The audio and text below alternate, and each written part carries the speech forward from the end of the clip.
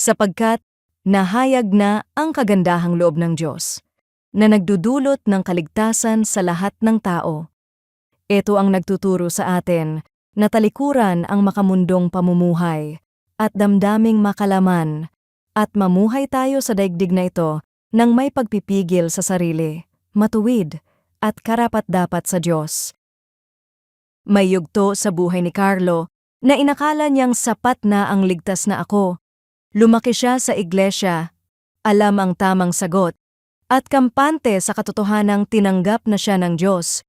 Ngunit sa likod ng kanyang katiyakan, may mga bahagi ng kanyang buhay na ayaw pa niyang bitawan. Mga ugaling alam niyang hindi kalugod-lugod sa Diyos.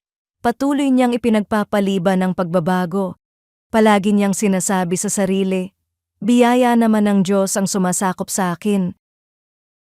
Hanggang sa isang araw, napagtanto niya na mali ang kanyang pagkaunawa. Ang biyaya ng Diyos ay hindi pahintulot para manatili sa kasalanan. Ito ang kapangyarihan mismo na humuhubog sa puso upang talikuran ang dating pamumuhay. Tulad ng sinasabi ni Pablo kay Tito, ang biyaya ay nagtuturo. Hinahamon nito ang ating mga pagnanasa at hinuhubog kung paano tayo mamuhay, dito at ngayon. Mula sa pananaw ng Ebanghelyo, ang kabanalan ay hindi kondisyon para mahalin tayo ng Diyos. Ito ay bunga ng biyayang una ng ibinigay sa pamamagitan ni Kristo. Hindi tayo nagbabago para tanggapin. Binabago tayo dahil tinanggap na tayo. Ang parehong biyaya na nagligtas sa atin ay nagtuturo sa atin kung paano mamuhay ng may pagpipigil sa sarili, matuwid, at may takot sa Diyos. Sa paglipas ng panahon, natutunan ni Carlo na ang tunay na kalayaan ay hindi ang paggawa ng kahit ano na gusto niya, kundi ang pagkakaroon ng lakas na tumanggi sa mga bagay na sumisira sa kanya. Ang biyaya ay hindi nagpapagaan ng kasalanan. Ginagawa nitong posible ang pagsunod. Ang tanong ay, hindi kung sapat ang biyaya ng Diyos, ito ay malinaw na sapat na.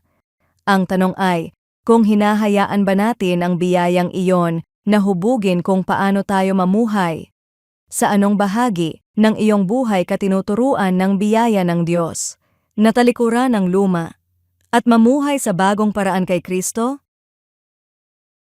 Panginoon, salamat po sa iyong biyayang nagligtas at patuloy na humuhubog sa aking buhay. Turuan mo po akong talikuran ang mga bagay na hindi kalugod-lugod sa iyo.